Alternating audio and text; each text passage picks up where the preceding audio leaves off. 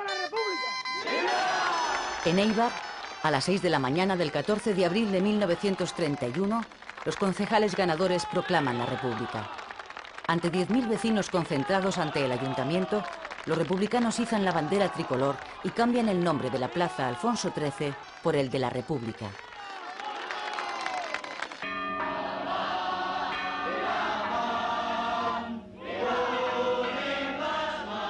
El ejemplo de Éibar se extiende por toda España.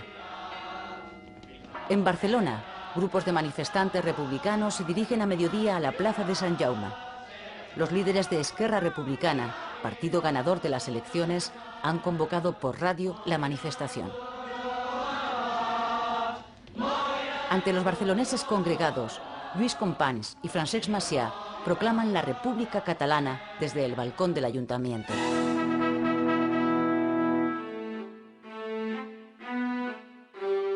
En Madrid, a las 5 de la tarde, da comienzo el último Consejo de Ministros del reinado de Alfonso XIII. El conde de Romanones informa al Consejo que ha alcanzado un pacto con el Comité Revolucionario para entregarle el poder de forma pacífica. La monarquía cae ese día. No ha sabido adaptarse a la modernización que pide el país, se ha quedado caduca y además el pueblo la identifica con la oposición al cambio.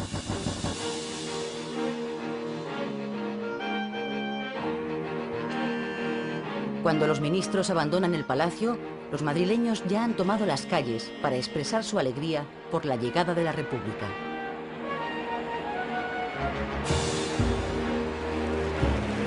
Al caer la tarde, el gobierno provisional iza la bandera republicana en el balcón del Ministerio de la Gobernación, en la Puerta del Sol. El nuevo presidente, Niceto Alcalá Zamora, proclama oficialmente la Segunda República Española.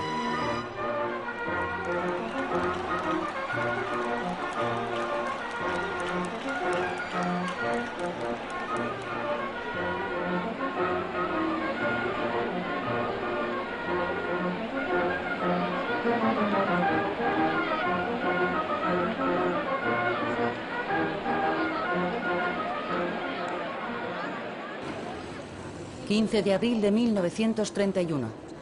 Mientras los 23,5 millones de españoles regresan esperanzados a la normalidad, Alfonso XIII vive en Francia su primer día de exilio.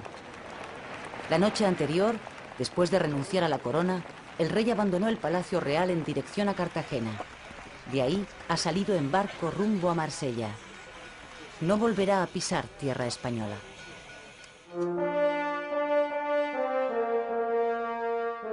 El gobierno provisional, consciente de las expectativas creadas por el cambio de régimen, anuncia enseguida que se propone transformar el Estado para hacerlo más moderno, laico y democrático. El presidente Alcalá Zamora hace ante las cámaras su diagnóstico. La crisis de España no es política, no es siquiera de régimen, es histórica con toda su trascendental amplitud. España sigue siendo en 1931 un país subdesarrollado en el que el débil sector industrial tan solo da trabajo a la cuarta parte de los obreros. Las ciudades se han ido llenando de gentes que acuden desde el campo con la esperanza de mejorar su vida. Madrid y Barcelona, que han duplicado su población en lo que va de siglo, tienen ya 1 millón de habitantes. Pero más de la mitad de la población, el 60%, continúa viviendo y trabajando en el campo, donde la pobreza alcanza límites extremos. Eso sucede sobre todo en la mitad sur del país, donde un puñado de propietarios posee la casi totalidad de las tierras. El trabajo es escaso y está mal pagado. Uno de los primeros problemas que aborda el gobierno provisional es el de la enseñanza primaria. Faltan tantas escuelas y maestros como los que en ese momento hay. De cada 100 españoles, 44 no saben leer ni escribir. El Ministerio de Instrucción Pública aumenta el presupuesto de educación un 50% para poder abrir cada año 5.000 nuevas escuelas. El objetivo esencial es el de poner en pie un sistema de educación pública totalmente laica capaz de sacar al país del atraso que padece.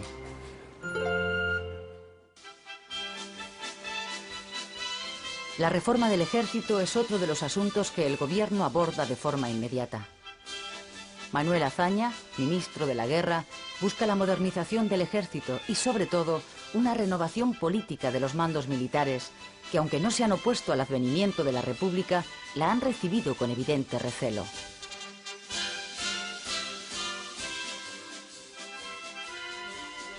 Azaña recurre a las jubilaciones anticipadas para reducir la desproporcionada cantidad de oficiales. Limita el ámbito de la jurisdicción militar en beneficio de la civil. Revisa los ascensos de la Guerra de Marruecos y cierra 3 de las 5 academias militares.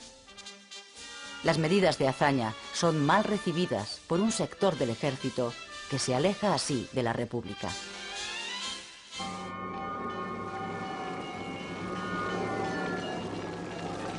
El problema religioso le estalla a la República de forma accidental un mes después de su proclamación. En Madrid, un grupo de exaltados saquea e incendia varios edificios religiosos. El anticlericalismo se hace presente una vez más en la calle, pero el gobierno, desbordado por los acontecimientos, no pone los medios para detenerlo. Los disturbios se extienden a otras ciudades.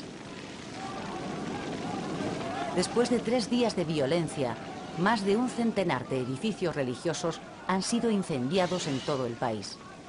Las relaciones entre la Iglesia Católica y la República no harán sino empeorar a partir de entonces. La vida de la joven República transcurre a toda prisa. El gobierno convoca para el mes de junio elecciones a Cortes Constituyentes.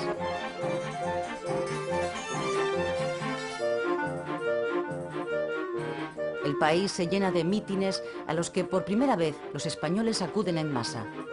Se presentan a estas elecciones partidos de todas las tendencias, desde monárquicos a comunistas. Los partidos de la coalición republicano-socialista que formaron el gobierno provisional salen vencedores. El más votado es el Partido Socialista, seguido por el Partido Radical, ahora centrista, de Alejandro Lerroux. La derecha queda reducida a una minoría.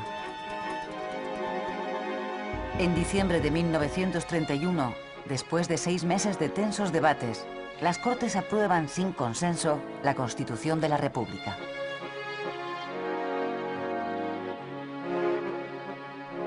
El nuevo texto constitucional establece la democracia parlamentaria. Introduce el modelo autonómico para intentar resolver el problema regional. Establece la separación de la Iglesia y el Estado. Reconoce el derecho al voto para las mujeres e incluye el reconocimiento de importantes derechos sociales para las clases trabajadoras. Después de aprobada la Constitución, Niceto Alcalá Zamora es proclamado presidente de la República. La comitiva presidencial se dirige desde las Cortes al Palacio Real, que va a ser desde ese día sede de la Presidencia de la República.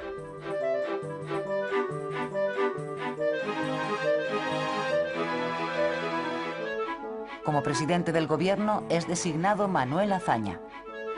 El único documento sonoro que nos ha quedado de la voz de Azaña son las palabras de bienvenida al presidente del gobierno francés. Habiendo encontrado el señor Herriot en su doble representación personal y oficial, por parte del gobierno francés y del pueblo español, la más cordial acogida y los sentimientos fraternales y pacíficos que han de unir de aquí en adelante a la República Española y a la República Francesa.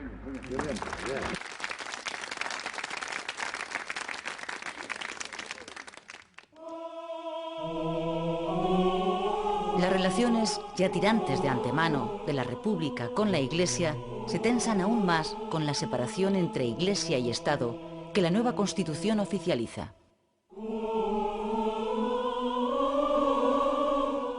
La Iglesia pierde a partir de entonces todos los privilegios que hasta ahora había tenido en su relación con el Estado. La nueva legalidad acaba con el pago de haberes al clero. Establece el matrimonio civil y el divorcio. Prohíbe a las órdenes religiosas que se dediquen a la enseñanza. elimina los símbolos religiosos de todas las instituciones públicas. Disuelve a la Compañía de Jesús. Muchos jesuitas se irán al exilio.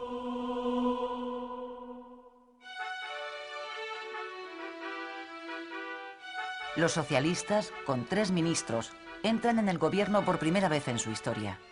Uno de ellos, Largo Caballero, con una larga trayectoria sindical, ocupa la cartera de Trabajo y adopta una serie de medidas destinadas a favorecer a los trabajadores. Subida de sueldos, jornada laboral de 8 horas para los jornaleros, vacaciones pagadas, establecimiento de un salario mínimo, seguridad social y seguro de enfermedad obligatorios. La división del movimiento obrero en torno a los 2 grandes sindicatos, la UGT y la CNT, se hace patente una vez pasada la euforia por la llegada de la República. Los socialistas consideran que la República es un paso necesario para alcanzar sin violencia el Estado socialista. La CNT, sin embargo, le declara la guerra a la República desde el primer momento. Los anarquistas, liderados por el sector más radical, la FAI, son partidarios de la insurrección violenta y continua, lo que ellos llaman gimnasia revolucionaria, hasta acabar con el Estado burgués republicano y establecer el comunismo libertario. Las huelgas y los estallidos revolucionarios de los anarquistas son reprimidos con firmeza por el gobierno.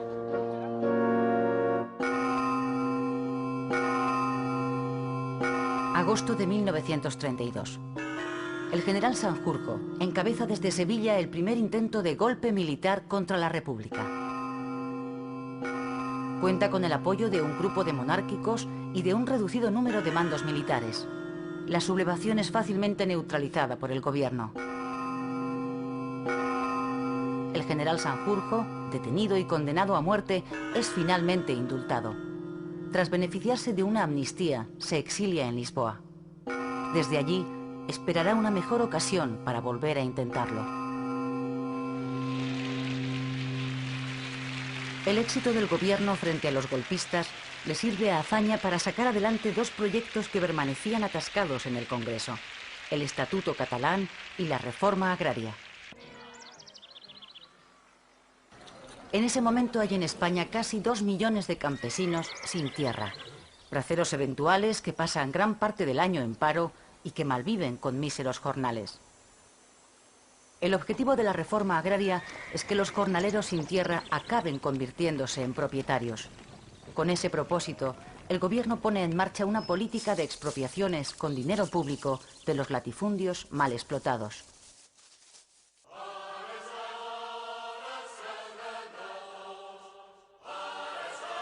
Septiembre de 1932. Miles de personas se echan a la calle en Barcelona para recibir a Azaña. Azaña va a hacer la entrega oficial al pueblo catalán del Estatuto de Cataluña, que las Cortes españolas acaban de aprobar.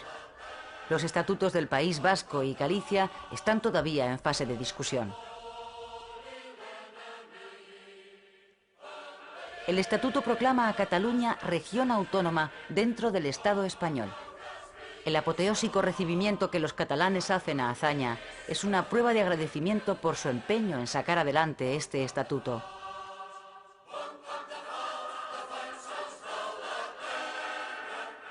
Francesc Macià será el primer presidente de la Generalitat elegido por los catalanes.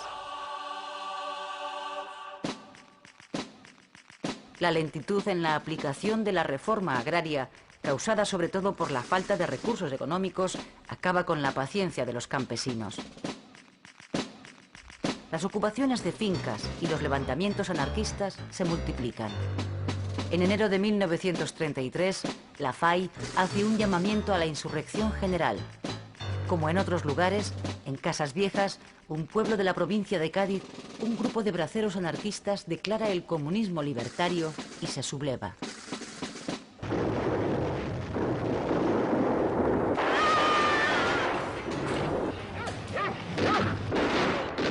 «23 personas mueren víctimas de la brutal represión contra los anarquistas de Casas Viejas.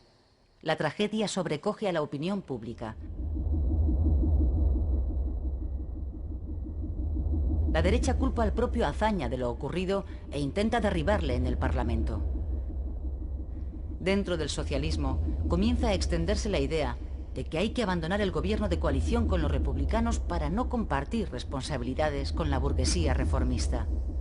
Lo sucedido en Casas Viejas supone un golpe político mortal para el gabinete de Azaña, que acabará dimitiendo en septiembre de 1933. Se convocan nuevas elecciones para noviembre.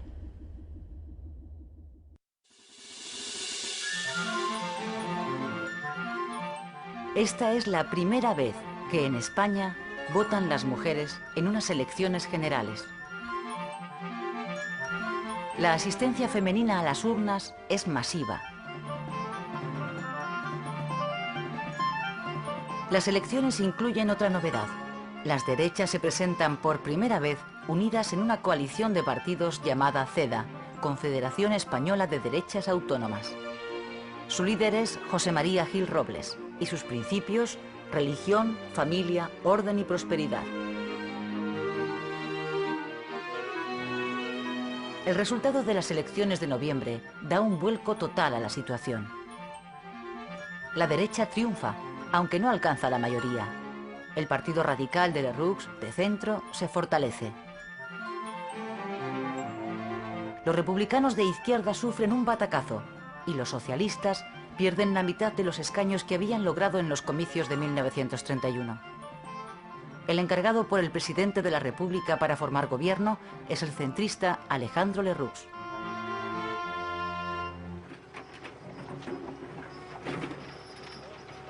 El año 1933 se despide con 500.000 de parados. Con este importante aumento del desempleo, España empieza a padecer los efectos de la crisis económica internacional iniciada en el año 1929. El panorama que ofrece Europa, que lleva varios años padeciendo la crisis, es desolador. Países pujantes como Inglaterra o Alemania se han derrumbado económicamente. Como consecuencia del paro y la consiguiente pobreza, se ha producido un claro retroceso del liberalismo en beneficio de partidos tanto de izquierdas como de derechas, de signo totalitario y contrarios a los sistemas parlamentarios.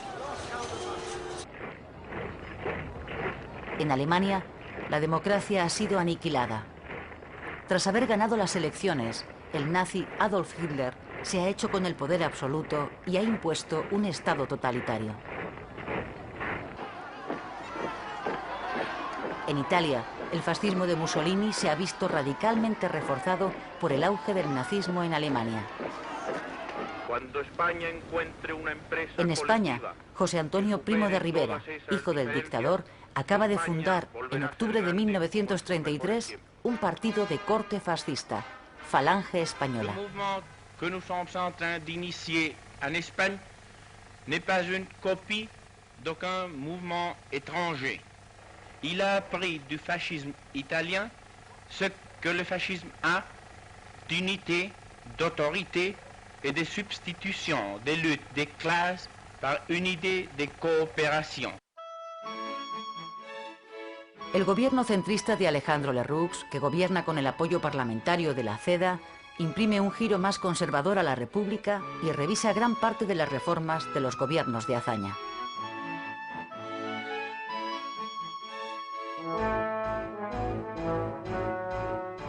En la oposición, los socialistas, desencantados por el alto precio pagado por su participación en el gobierno que les ha llevado a la derrota electoral, se radicalizan. Los llamados bolcheviques se hacen con el control, tanto del partido como del sindicato.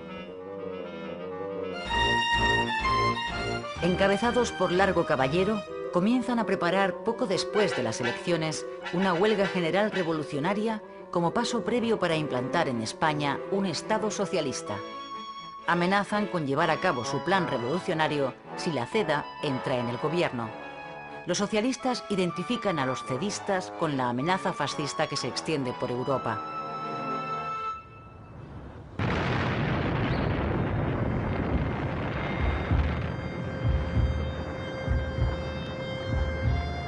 Asturias, 5 de octubre de 1934. La insurrección obrera que los socialistas han estado preparando se pone en marcha en la cuenca minera. La víspera, el jefe de gobierno había anunciado la entrada en el gabinete de 3 ministros de la Seda. ¡No disparéis, hermanos! ¡No disparéis! ¡Viva la revolución! ¡Abajo el capitalismo! ¡Soldados, no disparen! Los revolucionarios asturianos asaltan los cuarteles de la Guardia Civil, del Ejército y de las fábricas de armas. Después de hacerse con la cuenca minera, toman Oviedo.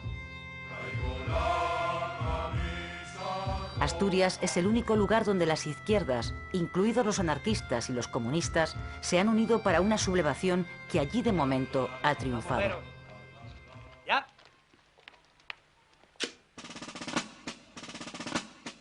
Barcelona, 6 de octubre. Lluís Companys, nuevo presidente de la Generalitat, rompe con el gobierno central y proclama el Estado catalán dentro de la República Federal Española.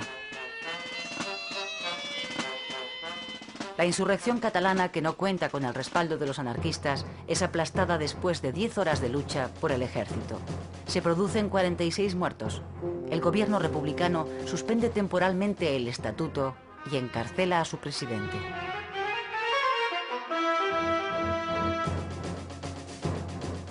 La insurrección fracasa en el resto de España, incluida la capital, Madrid. Sin embargo, la llama revolucionaria sigue encendida en Asturias. El gobierno de la República declara el estado de guerra y encarga al general Franco la dirección de las operaciones contra los sublevados. Los enfrentamientos duran casi 2 semanas y son de una extrema brutalidad. Alcanzan la dimensión de una guerra civil. El ejército acaba por sofocar la Revolución de Octubre, que deja tras de sí un balance trágico. 1000 muertos y más de 2000 heridos entre los sublevados. 300 muertos y 800 heridos entre las fuerzas del orden.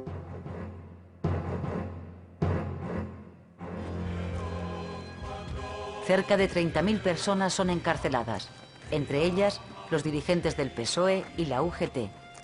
La represión que sigue a la derrota de los revolucionarios encona aún más los ánimos. La Revolución de Asturias es el preludio de la Guerra Civil Española.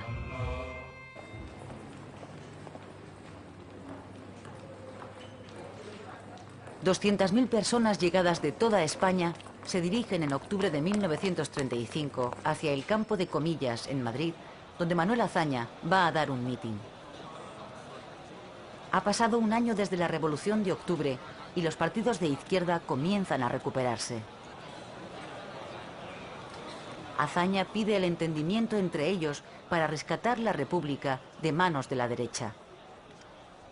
Su propuesta acabará cuajando en el Frente Popular, una coalición de partidos que incluye desde la izquierda republicana hasta los comunistas, pasando por los socialistas. El gobierno de coalición de centro-derecha cae y se convocan elecciones para febrero de 1936. Es la oportunidad que esperaba el Frente Popular. Su campaña electoral se apoya en la petición de amnistía para los presos de octubre y el restablecimiento de las reformas de Azaña.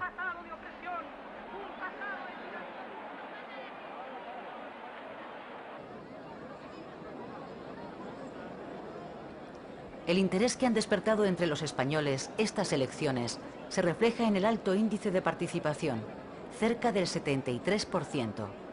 En esta ocasión, incluso los anarquistas acuden a votar. El Frente Popular gana las elecciones con un 47% de los votos. La derecha obtiene el 45% y el centro un 5%, con lo que prácticamente desaparece.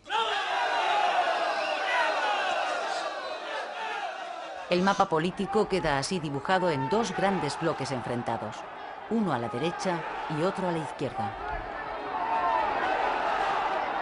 Los simpatizantes del Frente Popular se echan a la calle para celebrar la victoria.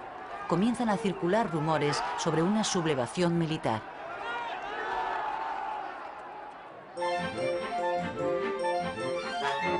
Manuel Azaña vuelve a hacerse cargo del gobierno, este formado únicamente por republicanos.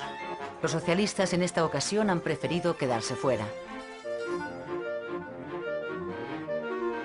El nuevo gobierno aprueba inmediatamente una amnistía para los presos políticos y acto seguido restablece la Generalitat de Cataluña. El presidente catalán, Companys, quien gracias a la amnistía aprobada ha salido de la cárcel, es aclamado en su triunfal regreso a Barcelona.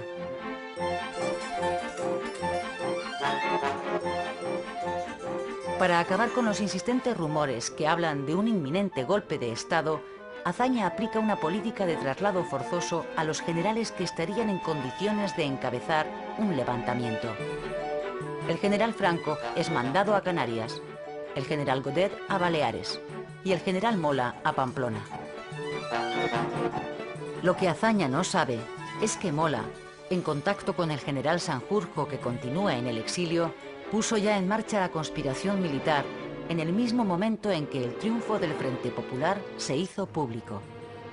Desde su nuevo destino en Pamplona, Mola proseguirá sus contactos para atraerse a otros generales a la causa golpista.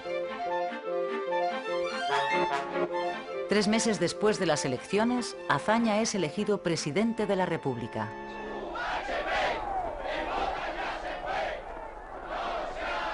A partir de las elecciones, la radicalización de la política es cada vez más clara. Las organizaciones juveniles de los partidos que no dejan de crecer se militarizan. Estas imágenes corresponden a la manifestación del 1 de mayo, organizada por los socialistas en defensa de la unidad del proletariado. Participan en el desfile las juventudes socialistas, que acaban de fusionarse con las comunistas.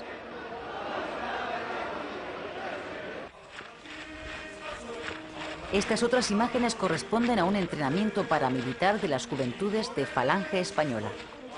El partido que dirige José Antonio Primo de Rivera, que apenas consiguió 50.000 votos en las elecciones, está creciendo ahora como la espuma. Las juventudes de la CEDA se pasan en masa al partido fascista.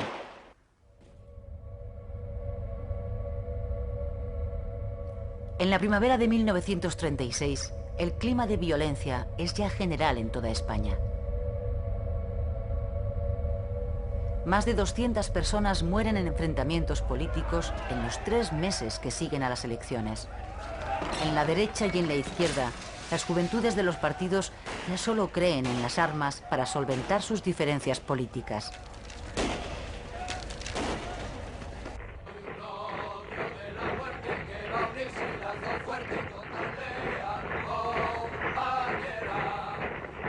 La rebelión militar que el general Mola lleva meses preparando estalla el 17 de julio en Melilla.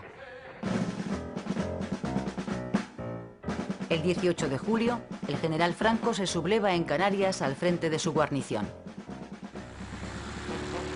Tras dejar el control de Las Palmas en manos de los insurrectos, vuela hacia Tetuán en el Dragón Rapid para ponerse al mando de las tropas de Marruecos. Franco ha sido uno de los últimos generales en sumarse al golpe.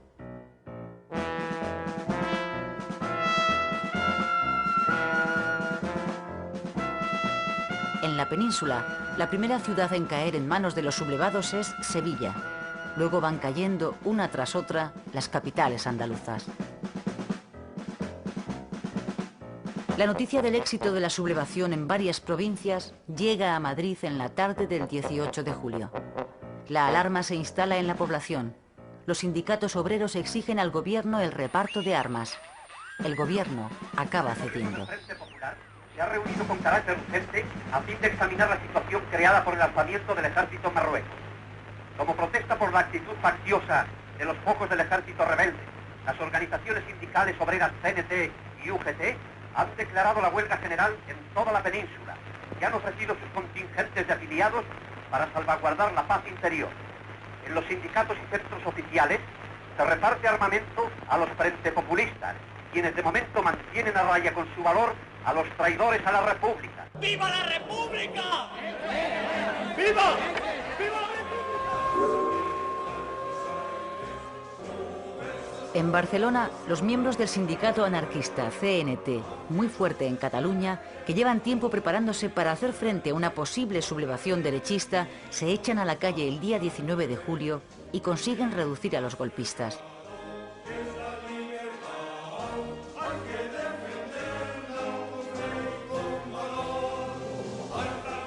En Madrid, miles de obreros recién armados asaltan el cuartel de la montaña, donde se han hecho fuertes los militares sublevados.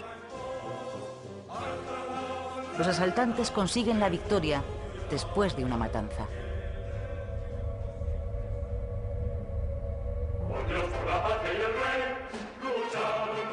En Pamplona, el general Mola se ha sublevado con éxito y con el entusiástico apoyo de los carlistas, que se suman en masa al levantamiento.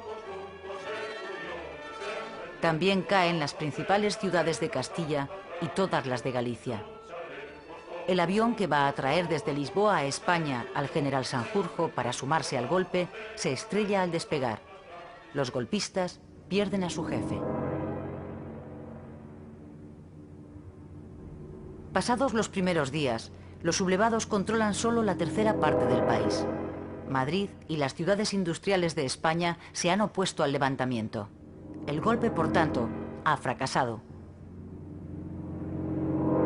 Los generales Mola y Franco comprenden entonces que solo por medio de una larga guerra de conquista podrán alcanzar la victoria. La guerra civil ha comenzado. España queda rota entre dos extremismos políticos. En una parte del país estalla la revolución, en la otra la contrarrevolución. No hay terrenos intermedios. En la zona republicana, el gobierno pierde la autoridad y el poder que pasan a manos de las organizaciones obreras a través de los comités populares. Hacer la revolución y ganar la guerra son sus dos objetivos.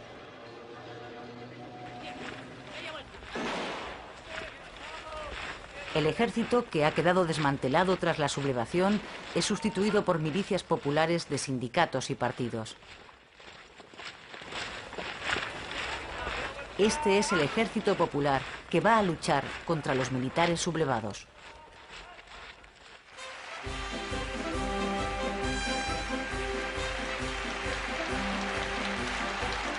En la zona rebelde, los generales constituyen una junta de defensa que asume todos los poderes.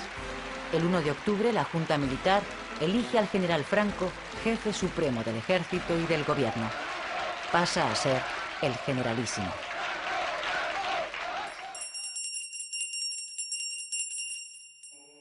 Los sublevados restauran inmediatamente el culto católico en las zonas bajo su dominio. La Iglesia recupera la posición de poder que la República le había arrebatado. Los obispos, agradecidos, redactan una carta colectiva dirigida a los católicos de todo el mundo, otorgando a la contienda un carácter religioso. La guerra civil se convierte en cruzada. La protección de la religión católica amenazada es uno de los grandes argumentos utilizados por los rebeldes para legitimar ante el mundo el alzamiento militar y la guerra. Country, religion, family. This is our aim and strength. En la zona republicana ocurre todo lo contrario. La Iglesia católica es perseguida a muerte. La excepción es el País Vasco, donde poco después de empezada la guerra, las Cortes han concedido el Estatuto de Autonomía al País Vasco y se ha constituido un gobierno de nacionalistas y republicanos. Allí, la Iglesia y sus representantes son plenamente respetados por el gobierno, presidido por el nacionalista José Antonio Aguirre.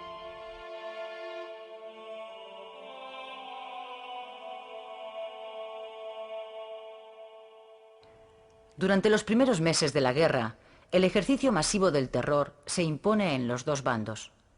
Es entonces cuando se hace trágicamente famosa la modalidad del paseo, por el que se saca a las víctimas de sus casas durante la noche y tras ser paseados en camiones hasta las afueras de pueblos y ciudades, son finalmente asesinados. Unos 150.000 españoles son asesinados a lo largo de la guerra en ambas retaguardias.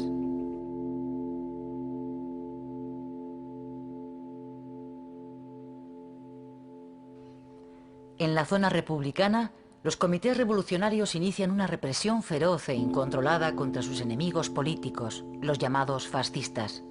Miles de ellos son detenidos y en la mayor parte de los casos fusilados. La represión es especialmente dura con la Iglesia, que sufre la persecución más sangrienta de su historia.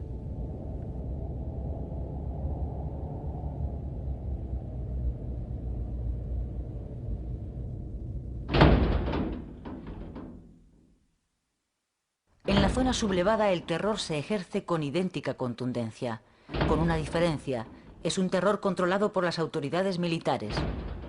Los frentepopulistas llamados rojos son detenidos, juzgados sumariamente y fusilados.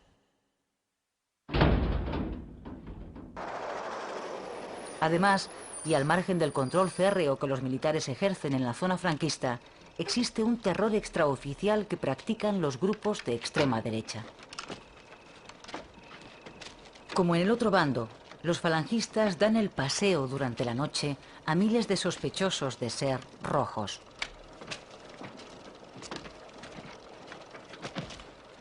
El poeta Federico García Lorca es una de sus víctimas.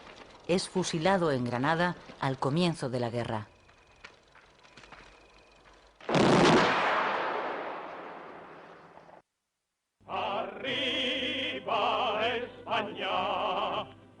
Desde el primer momento de los enfrentamientos se hace evidente la importancia de la ayuda militar exterior para poder ganar la guerra. Hitler y Mussolini son los dos grandes proveedores de material de guerra a los sublevados. Italia colabora además con el envío de 80.000 hombres y Alemania con una unidad aérea de combate de 100 aviones y los 4.000 hombres de la Legión Cóndor.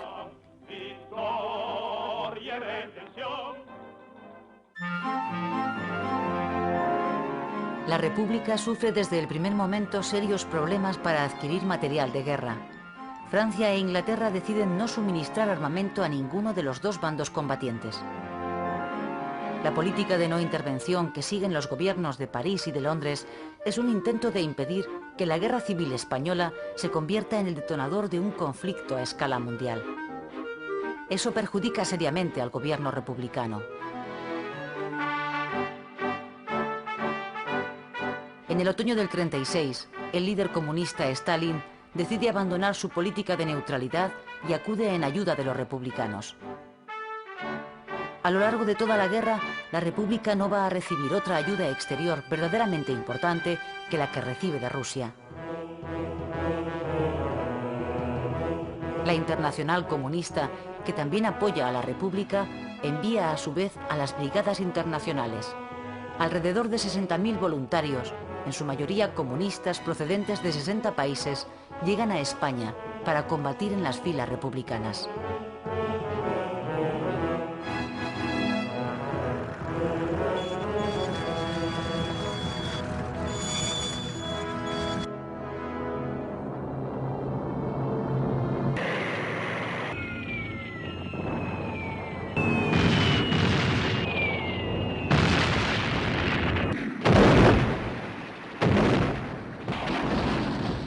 La guerra civil se convierte en una guerra de desgaste que dura 3 largos años. Los republicanos, lastrados por sus profundas divisiones, tratan por todos los medios de resistir. No abandonan la esperanza de que si en Europa estalla la guerra contra el fascismo, los gobiernos democráticos acudan por fin en ayuda de la República. Por su parte, Franco, que parece no tener prisa en acabar la guerra, lo que busca es aniquilar a la República y a sus seguidores hasta eliminar para siempre su influencia en España. España cumple en los momentos actuales su destino providencial. Como en otras épocas, derrama ahora su sangre en defensa de la civilización. El mundo, en un mañana próximo, comprenderá la magnitud del sacrificio y entonará sus cantos de agradecimiento. Después de casi 3 años de guerra, el avance lento y metódico del ejército franquista se demuestra imparable. Poco a poco, tras duras batallas, se hace con la totalidad del país. El 27 de marzo de 1939, la República abandona definitivamente el campo de batalla.